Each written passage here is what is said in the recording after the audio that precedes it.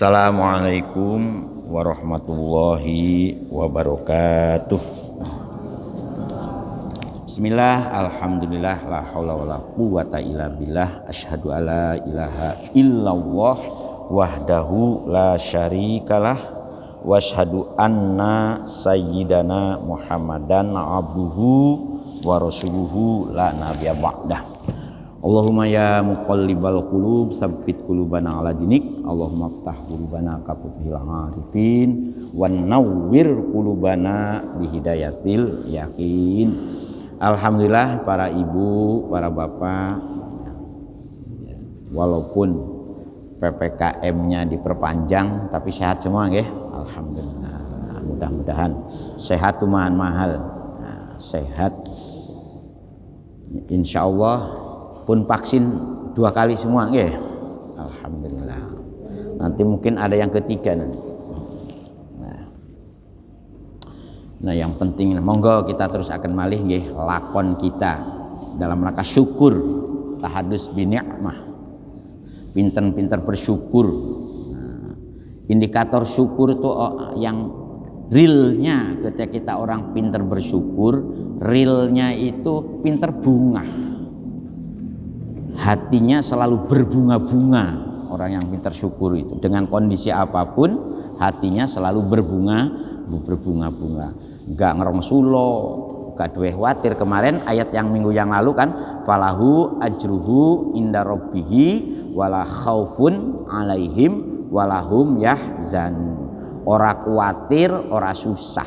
Khauf itu bangsa dunya, susah bangsa dunya kan itu.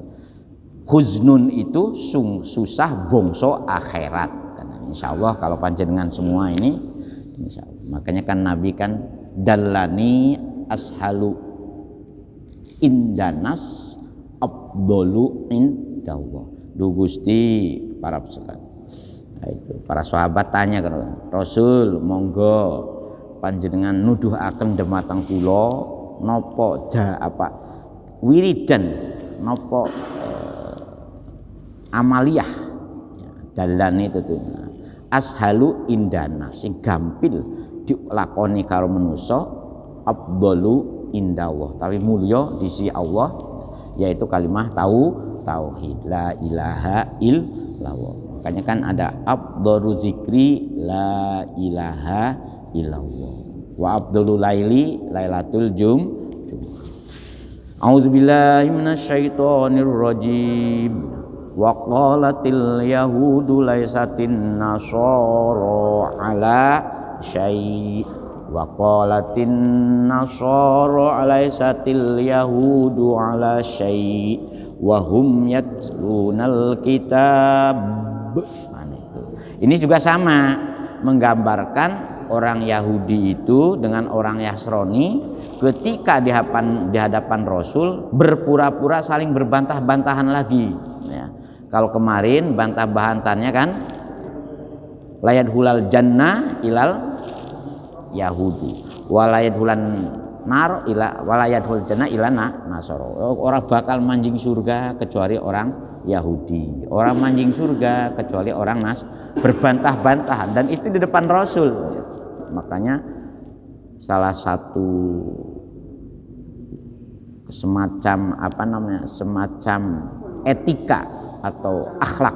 Nah, ketika di depan Rasul itu tidak boleh tidak boleh ngomong banter, tidak boleh bantah-bantahan. Dalam surat nanti kan di belakang ada yang biasanya ayat-ayat itu biasanya diputer menjelang buka puasa kan. La yaskhor qaumun min qaumin asa, kamu jangan awalnya kan jangan berbuat suara keras, jangan berbantah-bantahan, jangan saling tuding menuding. Nah, supaya kita tidak terjebak kepada perilaku Yahudi dan Nasrani. Wa qalat lan ngucap. Nah, ini ngucap bukan ngendika Bu nggih, ngucap. Sopo yang ngucap al yahudu orang-orang Yahudi. Ngucap nopo laisatin nasor. Ora ono sopo wong Nasrani iku ala syai'in ing atase suwiji-wiji. Maksudnya di sini pegangan. Jadi kata orang-orang Yahudi, orang Nasrani itu gak punya pegangan. Uripen itu gak karu-karuan. Mu'tadin bihi, ya, yaitu pegangan. Wah, tidak ada sesuatu yang menjadi sesuatu yang diperhitungkan, pegangan. Makanya sering diarsiri secara gampangnya laisatin nasoro ala syaita, orang-orang Nasrani itu gak punya pegangan, gak punya ini, gak punya apa, gak punya guideline hidup, ya, gak punya pondasi kehidupannya itu sak karpe dhewe. Nah, itu bahasa kitanya. Tegese apa? Wa kafarat lan podo ingkar, podo kafir sapa si Nasara bi Isa kepada Nabi Isa. Itu menurut itu tafsirannya. Yang maksudnya laisatin Nasra ala syai itu orang Nasrani ora duwe pegangan. Begitu juga waqalatin nasara alaisatil yahudu ala syai. Waqalat lan ngucap sapa Nasara orang-orang Nasrani, ya, orang Nasrani itu ya. Tetapi ingat loh Bu, ini ingat kepada surat Al-Baqarah ayat 14 ayat sebelumnya itu di muka ini kan masih satu rangkai itu dah.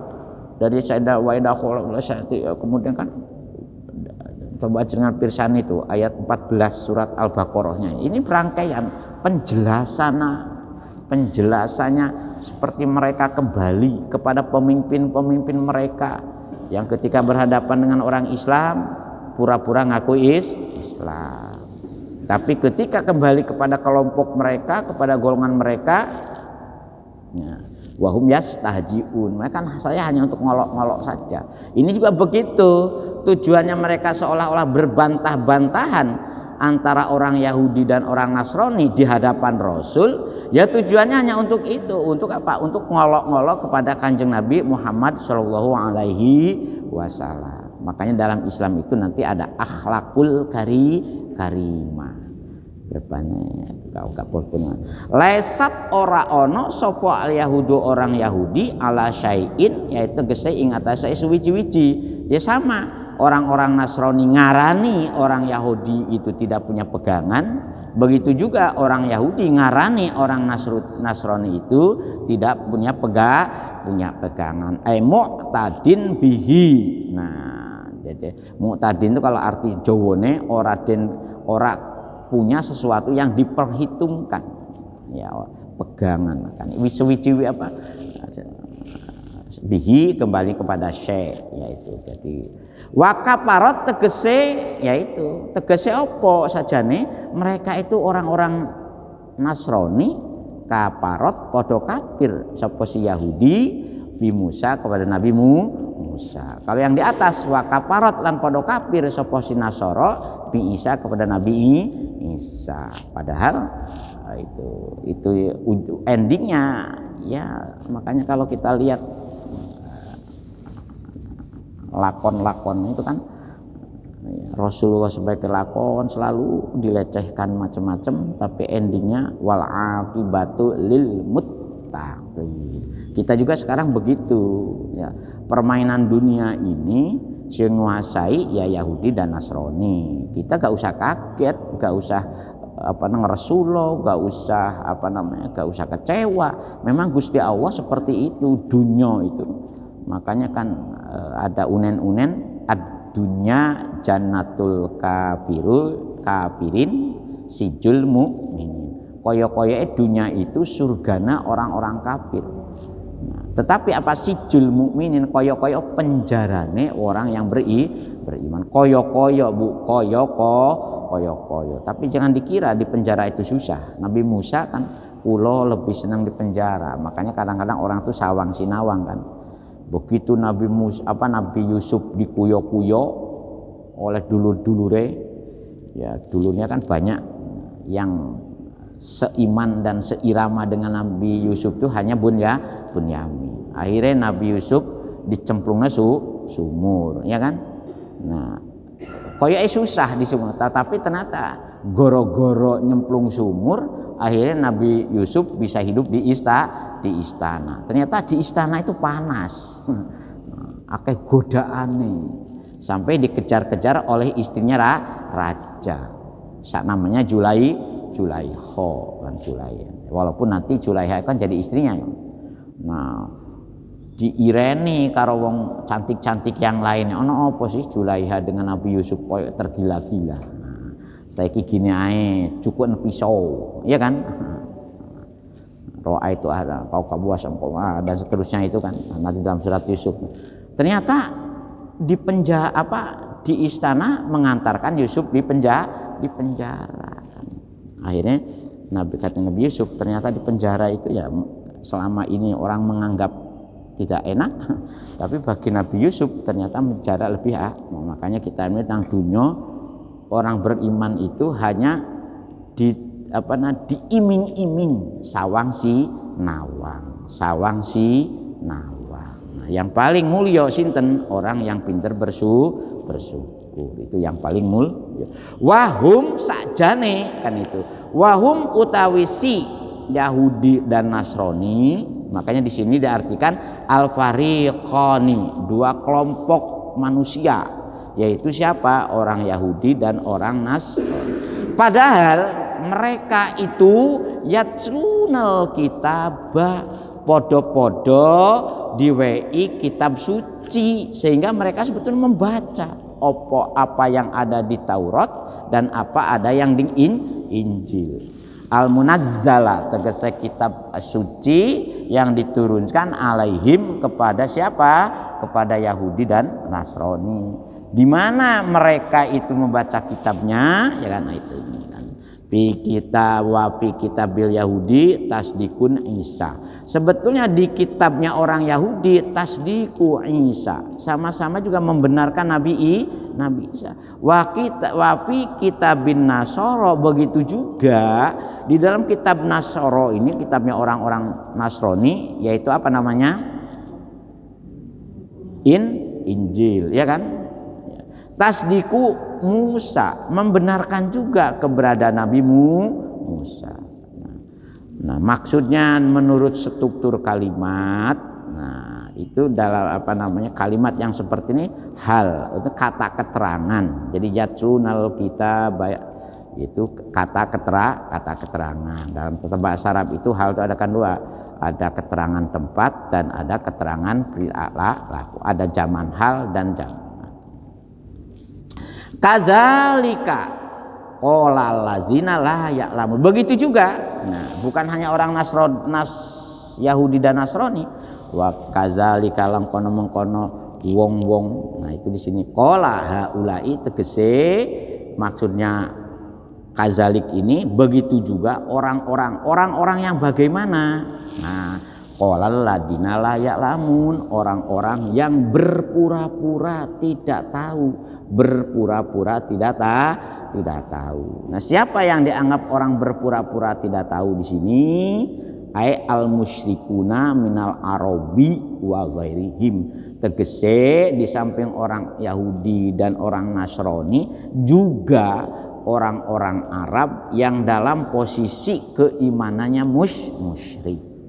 Musyrik itu bukan orang yang tidak bertuhan, Bu. Musyrik itu orang yang bertuhan tetapi mempunyai banyak Tuhan. Tuhannya dudu siji. Mempadakkan, mempodokkan itu sama dengan mempadakan. Mempodokkan Gusti Allah dengan liyane Gusti Allah. Dan itu juga kelakon juga oleh kita. Nggih, karena kelakon juga. Coba panjenengan nun sewu, ini bukan ini, tetapi suatu ketika akan ada ayat yang akan kita pahami. Contohnya mempadakan itu sakjane. Nah, kalau menurut ketika kita berbicara ani'buduwaha wajtanibut taghut sajane.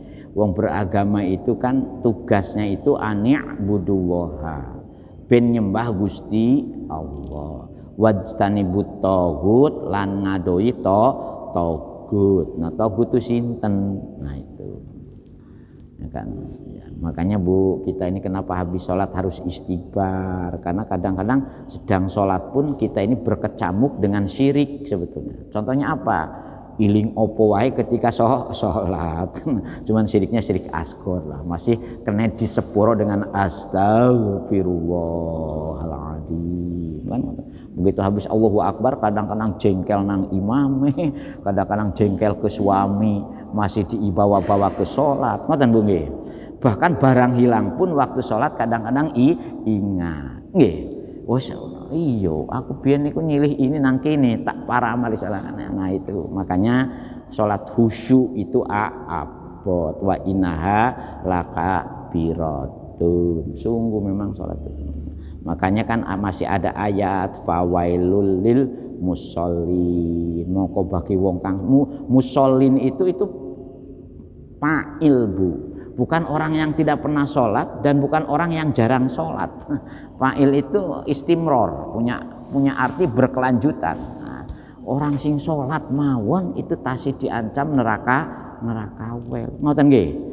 Wawailul lil musallin. Makanya kita ingat-ingatnya alhamdulillah kenapa Masjid Kebonsari ini kita ada ngaji ya supaya sedikit demi sedikit terkikis sirik-sirik sing nyerimpeti kerenteg angen-angen hayalan. Nah itu kan itu sebab yang sirkul qalb itu, nah siriknya hati itu kan.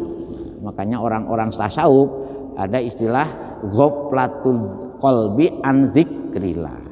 Jadi orang itu hari tiap kalau lali ora ingat nang Gusti Allah. Nah itu setelah fawailul lil musallin masih ada lagi pasolli li rabbika. Betul-betul sholatmu itu karena pangeranmu beneran lho ya, ojo asal-asalan. Nah, makanya kan inna sholati wa nusuki wa mahyaya. Jadi pentingnya istighfar itu. Jadi orang kafir juga begitu. Orang kafir bukan berarti orang tidak percaya dengan Tuhannya, percaya. Cuman ingkar, boten purun ngelakoni dawunipun Gusti Allah. Orang fasik juga bertuhan. Sebab istilah orang yang tidak bertuhan atau istilahnya ateis itu mulhid istilahnya dalam literatur. Nah, orang percaya nang Gusti Allah. Atau ada juga orang yang tidak percaya tapi percaya ke setan kan. Ya, menjadi mazhab penyembah setan itu ternyata di Indonesia sudah banyak juga ternyata. Kan pernah juga ramai kan dulu itu. Bahkan di YouTube-nya sopo Deddy Corbuzier ya kan telah mewawancarai orang yang pernah menjadi tokohnya penyembah setan. Gimana kok setan disembah? Enggak, ternyata nyembah setan itu gampang, maki-maki Tuhan. Nah, itu. Jadi orang musyrik itu bukan berarti orang yang tidak bertuhan, tetapi mempodokan dengan jenis-jenis lain. Makanya kalau kamu masih lapasadata, seandainya kamu masih menganggap ada Tuhan selain Allah, lapasadata, maka dunia ini akan rusak. Nah, ya, kehidupan ini akan rusak, pribadimu akan hancur, tergerus oleh namanya nafsu kan. Misla kaulihim podo karo pengucapane sinten Yahudi lan Nasrani. Bayanun utawi iki misla qaulihim itu supaya apa? Penjelasan limakna zalika. Nah, karena apa? Karena orang-orang yang masih menganggap ada Tuhan selain Allah, mereka juga sama. Qalu likulli dinin laisu ala syai'. Akan mengatakan seperti itu. Mau qalu moko padha ngucap sapa si allazina la ya'lamun, yaitu kalau di sini kan misla qaulihim saja untuk menjelaskan kaya apa sih ungkapane orang-orang lang la ya'lamun itu dengan ungkapan misla qaulihimnya. Nah, oleh para ulama ditafsiri qalu likulli dinin. Jadi mereka pada ngucap padha ngomong ya, likuli didinin setiap saban-saban wong kang duwe agama. Nah, iku laisu ala sain sajane wong duwe agama itu gak padha wae ora duwe pegangan. Iku pelecehannya terhadap orang yang rajin sholat juga. Pelecehannya orang-orang yang tidak taat kepada Allah dan Rasulnya melecehkan orang-orang yang selalu taat kepada Allah dan Rasulnya. Tapi hati-hati lo ya, rasakno lo ya. Dengan apa? Wallahu yahkumu bainahum yaumal kiamati bima kanu fihi yakhtalifun. Ini ayat ini semacam penggembiranya kepada panjenengan semua. Walaupun orang-orang ngilokno panjenengan, walaupun orang-orang itu syirik, pidik, iri, dengki dengan jenengan, ya.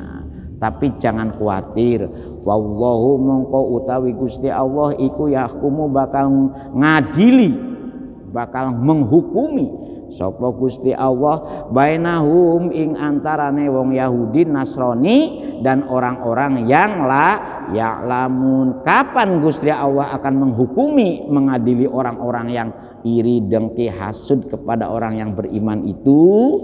Yaumal kiamati, mangki wonten ing dina kiamat.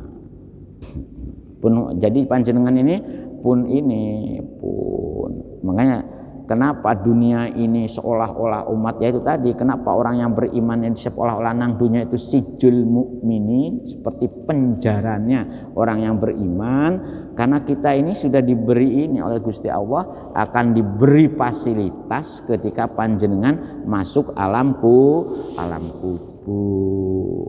ya. Insya Allah. Sebab kalau sudah masuk alam kubur saja, kalau orang yang beriman itu wujuhu yauma idin nadirah ila rabbina nadirah. Ketika jenengan mau meninggal dunia itu wajah jenengan sudah berseri-seri. Karena apa? Karena akan ditempatkan di tempat yang enak. Kemudian ketemu dengan yang dicintai, maha cinta, kan itu. Masuk kubur saja. Makanya ketika ada yang bertanya, gimana surga itu? Lah, jangan terlalu membayangkan surganya lah. Alam barzah saja itu sudah ada gambaran awal dari kebahagiaan. Kalau boten pencados, monggo panjenengan rumiyin kula tak susul mangke nggih. Monggo sinten sing daftar rumiyin monggo. Jangan ini, makanya orang yang beriman itu tidak akan pernah takut mati, ya. Karena orang yang beriman itu dengan mati itu idaman. Seperti dalam bahasa talqinnya al mautu rohatun. Nah, coba panjenengan pirengaken Pak Mudin ketika mau talqin di kuburan, mesti ada kata-kata al mautu rohatun. Sungguh kematian ini adalah apa istirahat panjang. Nang dunya kan rekoso bu nggih, rekoso nanggung ini, rekoso beban ini. Tapi kalau masuk kubur, insya Allah bagi orang yang beriman itu menjadi hiburan. Kematian itu katanya Imam Ghazali bukan sesuatu yang menakutkan, tapi idaman kematian. Nah, kalau orang tidak mau menganggap mati idaman, maka hidup di dunia itu terjebak kepada penyakit wahm, ya kan? Nah, hubbud dunya wa karahiyatul maut. Dan jadi siksa itu, Bu. Jadi kita ini pun ngantos merawat susah. Nggih. Yang kita rawat tuh hasanah. Nggih, kalau rawat susah itu ya orang yang iri, dengki. Itu sama dengan orang daftar merawat susah. Suudon nang uwong, apalagi punya orang iri. Orang iri itu sudah itu merawat susah, hidupnya itu delok koncone ngene wis panas atine, muring-muring nang bojone. Kapan sampai nukukno gelang? Kapan sampai nukukno kalung? Kapan ganti mobil? Kan itu penyiksaan kan sebetulnya seperti itu. Nah itu, nauzubillah min dzalik. Karena itu bagi orang yang beriman dihibur. Wallahu mangkau ta Gusti Allah iku yahkumu bakal ngukumi sinten Gusti Allah. Nah, sinten sing ngukumi Gusti Allah. Menghukumi siapa? Bainahum yati ing wong-wong kang Yahudi Nasrani dan aladina layak lamun kapan yaumal kiamati bima ing dalam napa mawon. Nah, ma itu apa saja. Kanu kang ono si aladina layak lamun al yahudu wan nasara fihi iku dalam ma itu kelakuan itu yakhtalifun yang mereka pertentangkan. Jadi apapun yang mereka itu perhilapkan, makanya wonten cerita ketika Imam Abu Hanifah itu merupakan ulama yang hebat di zamannya. Kemudian beliau masih ada kan, ini ada yang mengingatkan ceritanya kan. Jadi beliau ketika berceramah di depan umum, begitu banyak yang mendengarkan. Tahu-tahu ada anak kecil main-main lumpur. Di tengah-tengah pengajian mak kelihatan anak kecil main-main lumpur guyang-guyuh kaya ngeremehno. Siapa namanya? Imam Abu Hanifah. Ketika setelah selesai ceramah, karena apa? Jengkel, ya itu jengkel apa. Nah anak kecil itu pinter. Imam Abu Hanifah, awakmu berceramah berapi-api didengarkan oleh orang banyak. Kalau kamu keliru, maka kamu mencelakakan orang banyak. Ya, itu hadis, makanya ada hadis kan fa'abtau bi ghairi ilmi, maka dia akan memberi nasihat tanpa kebenaran. Tetapi aku seandainya jatuh, sing celaka aku dhewe. Ternyata anak kecil ini malaikat sing mencolo putra olah-olah menjadi anak kecil. Habis itu nangis Imam Abu Hanifah. Oh berarti kemudian akhirnya beliau mencari lagi guru yang bisa membersihkan kualitas spiritualnya itu, kualitas hatinya. Maka ketemulah dengan Syekh Ja'far As-Shadiq. Nah, Syekh Ja'far As-Shadiq itu kalau ngomong masalah Syekh Ja'far As-Shadiq itu biasanya orang menganggap Syiah, cerita orang Syiah, padahal tidak. Syekh Ja'far As-Shadiq kan cicit Rasulullah Muhammad Shallallahu Alaihi Wasallam. Dan bulan Asyura ini yang sekarang tanggal 2 ya, dan libur tau Bu, liburnya sekarang kan bukan kemarin. Bulan Asyura ini memang bulan kesedihan bagi umat Islam. Karena apa? Karena peristiwa pembantaian cucu Rasulullah terjadi pada bulan Syura. Makanya kan bulan prihatin. Jarene Gus Muafik, akhirnya orang Jawa itu etikanya bagus, etikanya luar biasa. Bulan Syuro ini bulan sedih, bulan merana bagi umat Islam. Karena apa? Karena cicit Rasulullah dibantai, bahkan sampai mau habis itu. Cuman ada beberapa yang Gusti Allah tetap masih ada yang diselamatkan sampai akhirnya punya keturunan sampai sekarang kan ada. Tapi keturunan Rasulullah itu loh, bukan istilahnya bukan Habib loh ya. Sebab keturunan Rasulullah itu. Nah, setelah itu akhirnya Imam Abu Hanifah ini diantar oleh temannya kepada Syekh Ja'far As-Shadiq itu.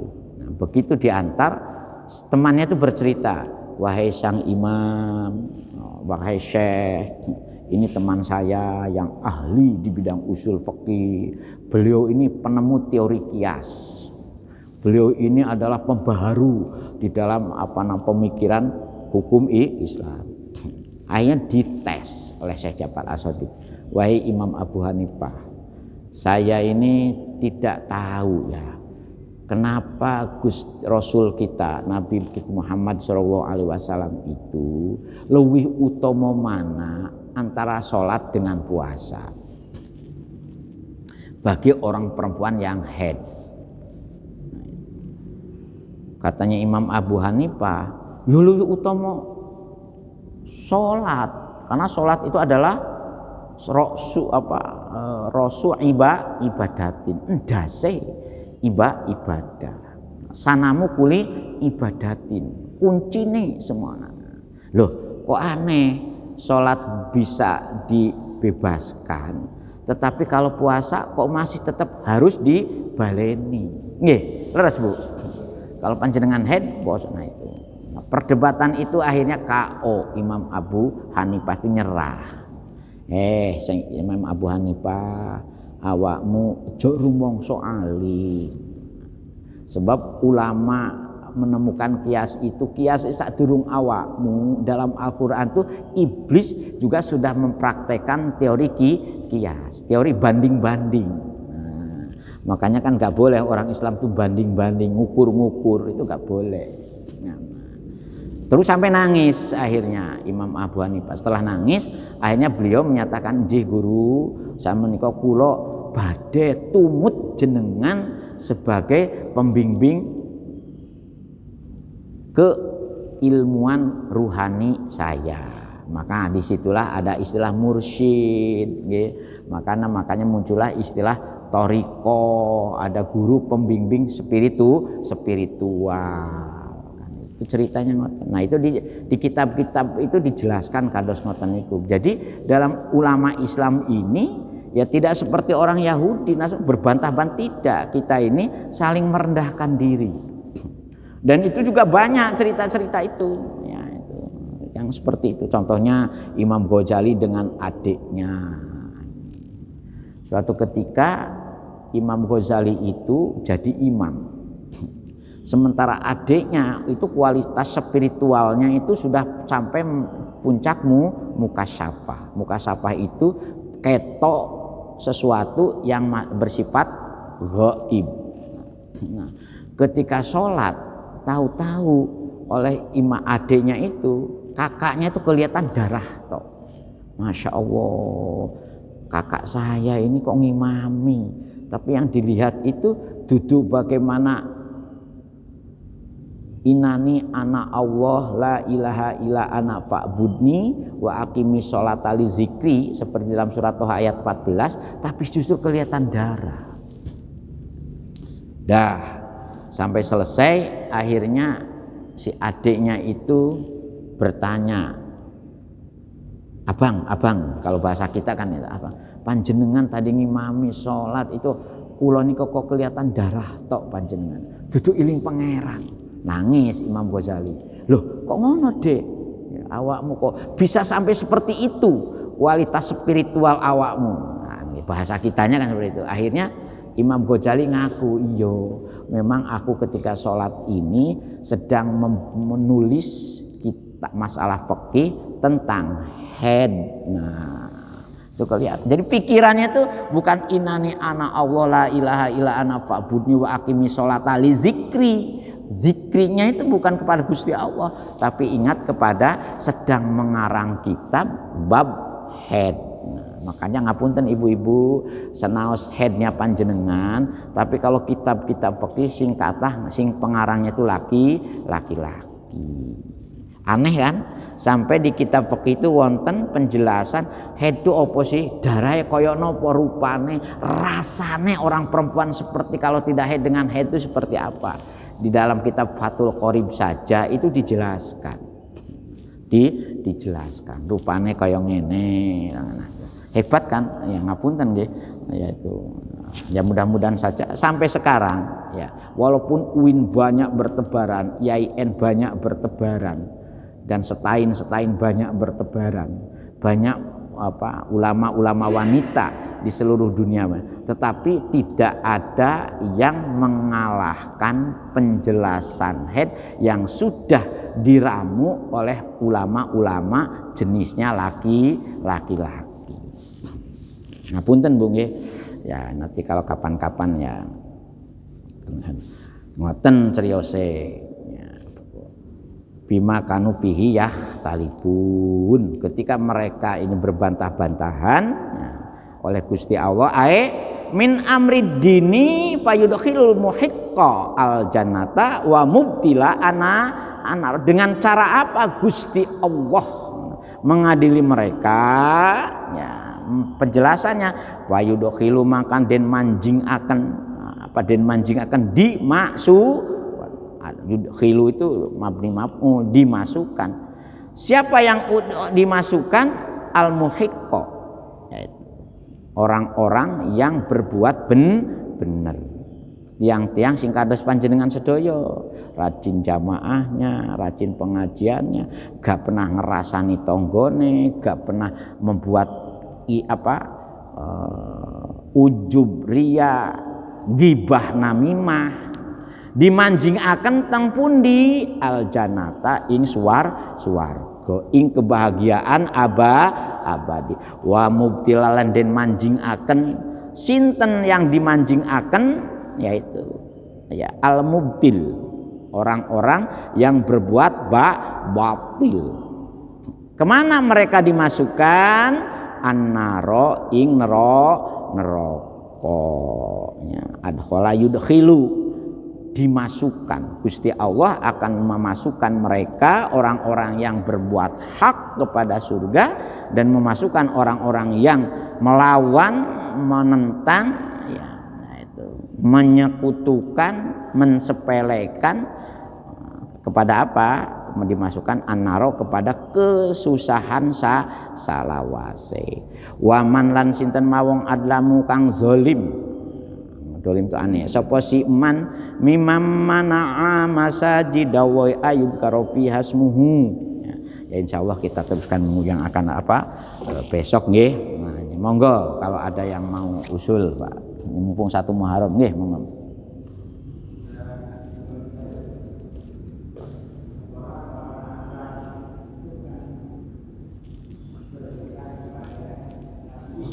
Nggih.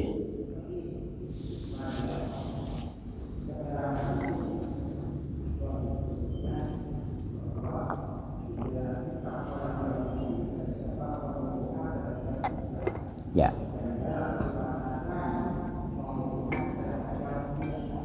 Ya. Ya Nabi, kalau kita lihat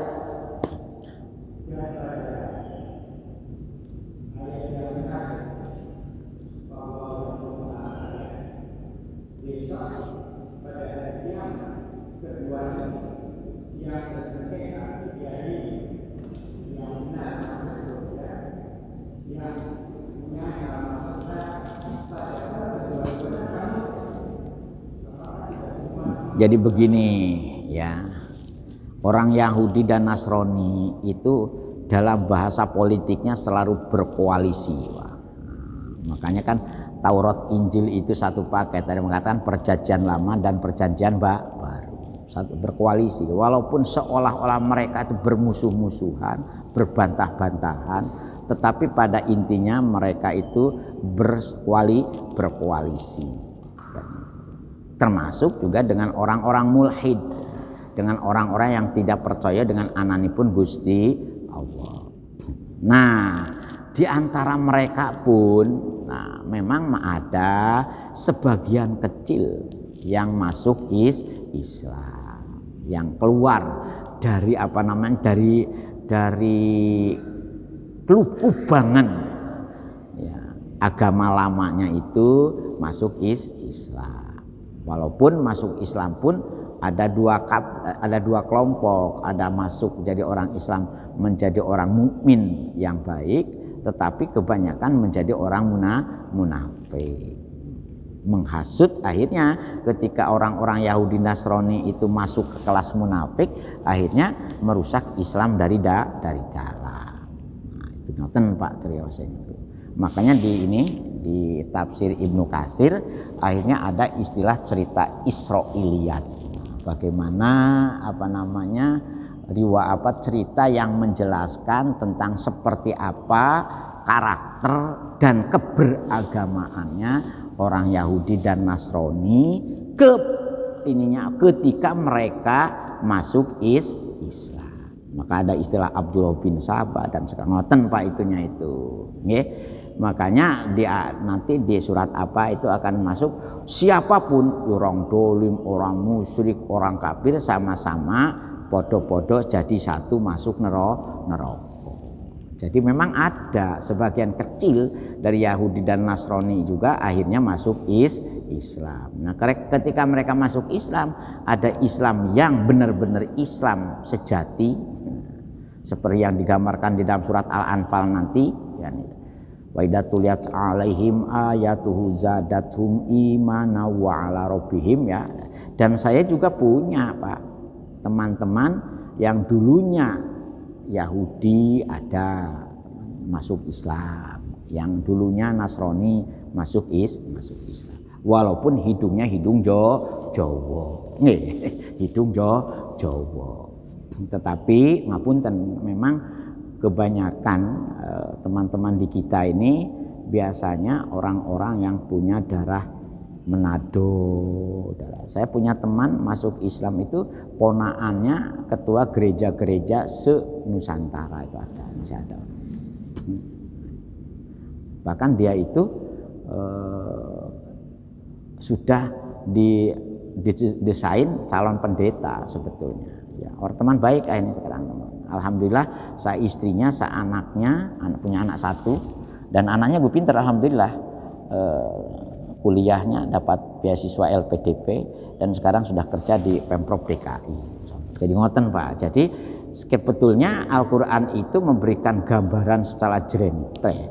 Pada hakikatnya orang-orang yang memusuhi orang Islam itu kolaborasi, koalisi dan bangsa sisi yang lain itu ya, itu dengan berbagai kelompok dan golongan. Makanya kita juga harus waspada. Makanya kalau ini ada buku yang ditulis oleh Samuel Huntington di akhir zaman, dia nulisnya itu sekitar tahun 90-an dulu ya, akhir tahun 80-an. Dia memprediksi pertarungan kebudayaan terakhir manusia di dunia itu sebetulnya bukan karena rebutan macam-macam, tapi ujung-ujungnya bagaimana bisa membasmi, membantai orang-orang Islam. Walan tardo angkal Yahud walan nasoro hatta tatabi amil milatahum. Ujungnya nanti ke sana itunya itu. Makanya dari penjelasan ayat ini ketika suatu ketika ada perintah perang oleh Gusti Allah itu. Kalau awakmu wahai Kanjeng Nabi Muhammad selalu dilecehkan, dikuyo-kuyo, dihina, saiki lawanan taruh senjata. Tetapi ingat, perang dalam Islam itu sifatnya itu defensif, bukan offensif. Boleh memerangi mereka. Sehingga mau ngapunten sering juga sampai ke kita cerita-cerita bagaimana detik-detik akhir zaman kan itu. Betulkah nanti ada Imam Mahdi? Imam Mahdi itu simbol Nabi Isa yang akan turun lagi ke dunia ya, untuk menyadarkan pengikut-pengikutnya agar Islam semua wallahu a'lam. Ngoten Pak. Jadi itu. Jadi ada kolaborasi, ada semacam koalisi, bahasanya kan itu koalisi. Bahkan ada yang aliansi yang lebih. Jadi diam-diam mereka melakukan kerjasama. Makanya ketika ada perjanjian Hudaibiyah, ada perang Badar, perang Uhud nanti, itu kan yang diperangi kan Yahudi dan Nasrani. Kemudian perjanjian itu juga selalu dikhianati.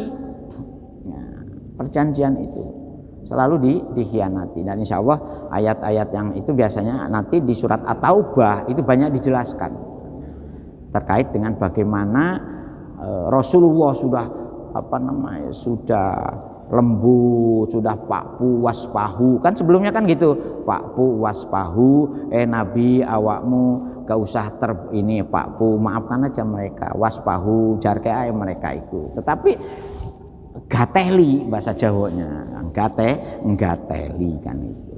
Ngoten nggih? Ngoten Bapak. Ada yang lain? Nah, sementara cukup sampai tadi nggih. Insyaallah kita teruskan lagi besok. Dan mudah-mudahan ini kan sudah lumayan bagus Bu nggih. Ada perubahan ya. Nah, mudah-mudahan doakan saja kita juga akan segera panitia akan segera juga merenovasi belakang. Ya, mudah-mudahan dengan izin dan karunia Gusti Allah panitia diberi kekuatan kan, diberi gampang, kemudahannya gampang. Tiang-tiang sing badhe nitip jariah supaya selamat di akhirat. Walaupun di musim pandemi ini memang ekonomi kita ini terutama yang tidak punya pendapatan pasti. Nah, kalau PNS, kalau saya ini kan punya pendapatan pasti, makanya diiri, enak PNS tiap bulan orang ngantor pun masih tetap oleh bayaran rekeningnya tiap tanggal 1 mesti terisi. Tetapi kan begak begitu. Ya memang oleh karena itu monggo kita sami-sami berdoa nggih. Satu selalu sehat, yang kedua dipaparing untuk kuat ibadah, yang ketiga juga dipaparing untuk bisa berinvestasi keselamatan di akhirat. Al-Fatihah.